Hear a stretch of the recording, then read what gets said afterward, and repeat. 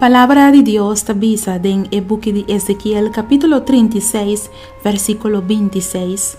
Lo me dona vosso un corazón novo y pone un espíritu novo den vosso. Me quiera invitabo para ser abowo nang y repetir a palabra nang de oración aquí junto conmigo. Señor mi Dios, mirando que el mundo aquí está virando malo día para día, me está bien cerca bona en momento na aquí para suplicabo para vos crear en mí un corazón nuevo y para vos poner un espíritu nuevo en mí. Me está pidi Señor manera e palabra de Dios tabisa en Ezequiel 36, 26. Lo me dona vosso un corazón nuevo y pone un espíritu nuevo en vosso. O Tata Santo, doname un corazón nuevo den aya nuevo aquí.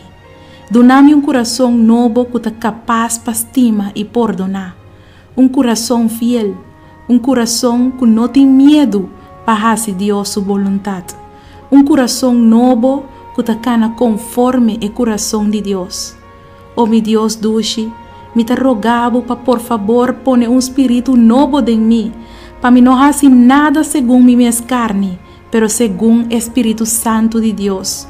Pone en mí un espíritu nuevo de oración. Pone en mí un espíritu nuevo para ir a iglesia. Pone en mí un espíritu nuevo para estudiar la Biblia. Pone en mí un espíritu voluntario para compartir Dios su palabra con otro nan. Danke mi Dios, que abo lo donami un corazón nuevo y un espíritu nuevo. Para medio de fe, lo me comienza en año nuevo aquí diferente. Y en año nuevo aquí, lo me tiene un corazón nuevo y un espíritu nuevo, manera y palabra de Dios avisami. Alabado sea Señor. Danke Señor para un año nuevo y un corazón nuevo. Danke mi Dios para sombra de año nuevo aquí, lo me tiene un espíritu nuevo también.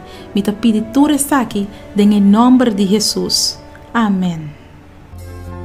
Y Cristo nos dijo, orad siempre, siempre, porque la respuesta está en la oración.